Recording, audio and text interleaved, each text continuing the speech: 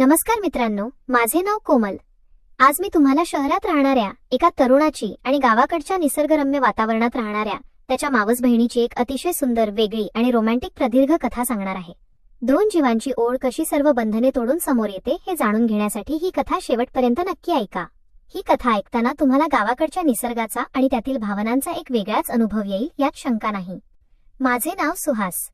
मी मुंबईसारख्या मोठ्या आणि गजबजलेल्या शहरात लहानाचा मोठा झालो आणि तिथेच एका खासगी नामांकित कंपनीत दिवस-रात्र नोकरी करू लागलो।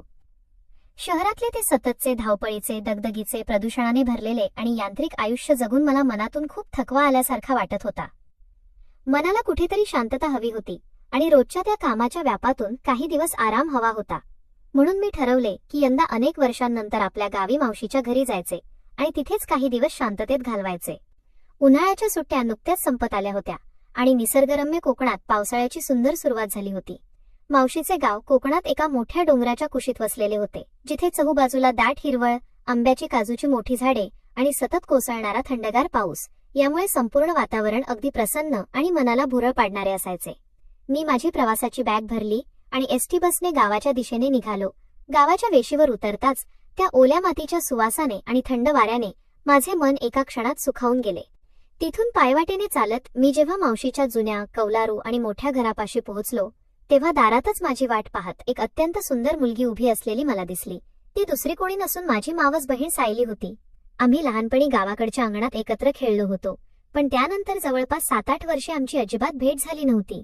सायलीला मी जेव्हा अनेक वर्षांपूर्वी शेवटचे पाहिले होते, तेव्हा ती खूप लहान, सडपातळ आणि सतत खोड्या काढणारी एक लहान मुलगी होती। पण आज इतक्या वर्षांनंतर माझ्यासमोर उभी असलेली सायली पूर्णपणे बदलली होती। तिच्यात एक वेगळाच मोठेपणा आला होता। तिच्या अंगावर हिरव्या रंगाची साधी नऊवारी कापडाची साडी होती, कपाळावर एक लहानशी नाजूक टिकली, अंघोळ करून आलेले ओले लांबसडक केस पाठीवर मोकळे सुटलेले होते आणि तिच्या चेहऱ्यावर गावाकडचा एक वेगळाच ताजेपणा आणि तेज दिसत होते। तिचे ते रूप पाहताच क्षणभर माझे पाय तिथेच थबकले आणि मी तिच्याकडे पाहतच राहिलो। ती आता लहान मुलगी राहिली नव्हती, तर एक अत्यंत देखणी, आकर्षक आणि समजूतदार स्त्री झाली होती। तिने मला अंगणात आलेले पाहिले आणि तिच्या गोऱ्या गालावर एक सुंदर खळी पडली। ती हसून अतिशय गोड आवाजात म्हणाली, "अरे सुहास, किती वर्षांनी गावी आलास? ओळखूच येत नाहीयेस तू आता?" तिच्या त्या आवाजाने माझ्या मनात एक वेगळीच लहरी धावून गेली। नात्याने ती जरी माझी मावस बहीण असली, तरी तिच्या या बदललेल्या रूपाने माझ्या मनात पहिल्याच क्षणी एक अनामिक आकर्षण निर्माण केले होते। गावात आलेले सुरुवातीचे 2 दिवस अगदी साधे आणि घरगुती वातावरणात गेले। मावशी आणि मामा माझी खूप जास्त काळजी घेत होते आणि मला शहरातल्या थकव्याची जाणीव होऊ देत नव्हते। सायली रोज सकाळी उठून माझ्यासाठी चुलीवरच्या गरम पाण्याचा हंडा काढून ठेवायची, चुलीवरचा सुवासिक ताकाचा किंवा आल्याचा चहा आणि गरमागरम नाश्ता करून द्यायची। मी जेव्हा जेवायला बसायचो, तेव्हा ती समोर पाटावर बसून पंख्याने वारा घालत गावाकडच्या मजेशीर गोष्टी सांगायची। तिचे ते बोलणे, तिचे ते लाजणे आणि तिचे हसणे मला दिवसेंदिवस खूप आवडू लागले होते। मी शहरातल्या अनेक शिकलेल्या आणि आधुनिक मुली पाहिल्या होत्या, पण सायलीमध्ये जी सहजता, साधेपणा आणि निरागसता होती, ती माझ्या मनाला पूर्णपणे भुरळ पाडणारी होती। अनेकदा ती काम करताना तिच्याकडे माझे लक्ष जायचे आणि मला जाणीव व्हायची की माझ्या मनात तिच्याबद्दल केवळ एक भाऊ म्हणून नाही, तर एक पुरुष म्हणून काहीतरी वेगळ्या भावना निर्माण होत आहेत। तिसऱ्या दिवशी सकाळी मावशी आणि मामा शेजारच्या गावात एका जवळच्या नातेवाईकांच्या लग्नासाठी निघून गेले। पाऊस खूप जास्त असल्यामुळे आणि रस्ते खराब असल्यामुळे त्यांनी सायलीला घरीच थांबायला सांगितले होते आणि मलाही विश्रांती घ्यायची असल्यामुळे मी घरीच थांबलो।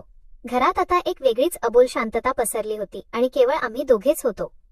दुपारच्या वेळी बाहेर अचानक मुसळधार पाऊस सुरू झाला आणि कोकणातला पाऊस म्हणजे सगळीकडे नुसता पांढरा पाण्याचा धूर दिसायचा। झाडांवरून पाण्याचे मोठे पाट वाहत होते आणि छपरावर होणारा पाण्याचा तो सततचा आवाज वातावरणात एक वेगळीच रोमॅन्टिक शांतता निर्माण करत होता। सायली स्वयंपाकघरात दुपारच्या जेवणाची तयारी करत होती आणि चुलीवर भात शिजत होता। मी बाहेरच्या हॉलमध्ये बसून खिडकीबाहेर कोसळणारा पाऊस पाहत होतो। तेवढ्यात अचानक विजांचा प्रचंड मोठा कडकडाट झाला आणि संपूर्ण गावाची वीज गायब झाली। कोकणात वीज गेली की दुपारच्या वेळीही घर खूप अंधारे आणि शांत होऊन जाते। सायलीने स्वयंपाकघरातून हळूच आवाज दिला, "सुहास, जरा देवघरातून मेणबत्ती आणून देतोस का रे?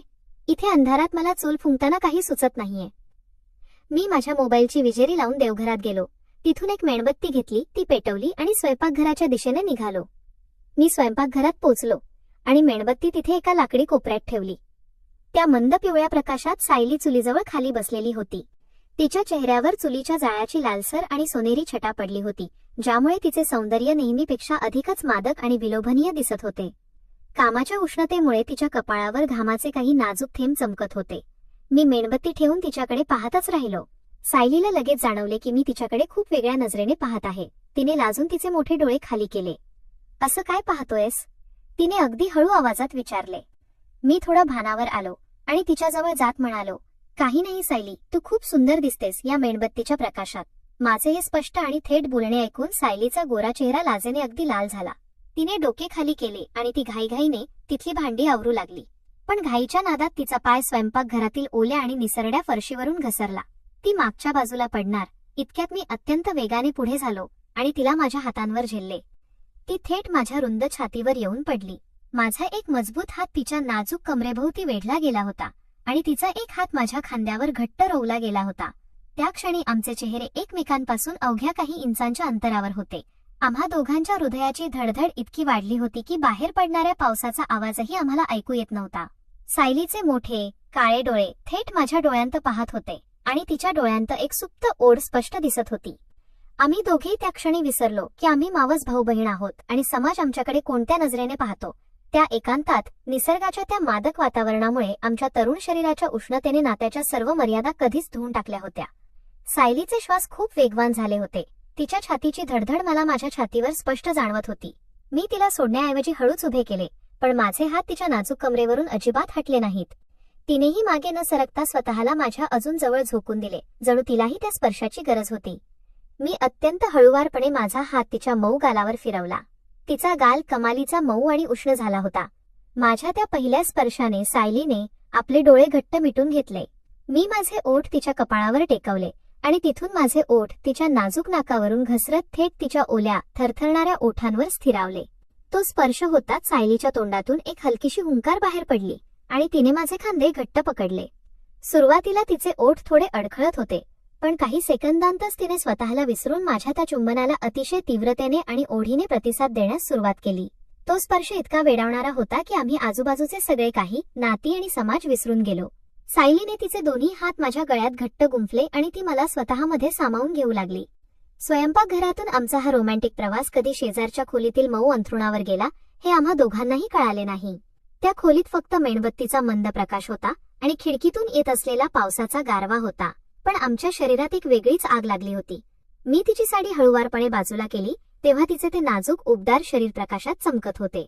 सायली लाजेने माझ्या कुशीत शिरली आणि आम्ही एकमेकांत पूर्णपणे हरवून गेलो. त्या वादळी रात्री कोकणातल्या त्या पावसाच्या संगीतात दोन जीवांनी एकमेकांना पूर्णपणे समर्पित केले होते. आमचे ते नाते, तो स्पर्श अत्यंत रोमॅन्टिक, तीव्र आणि बोल्ड बनत गेला.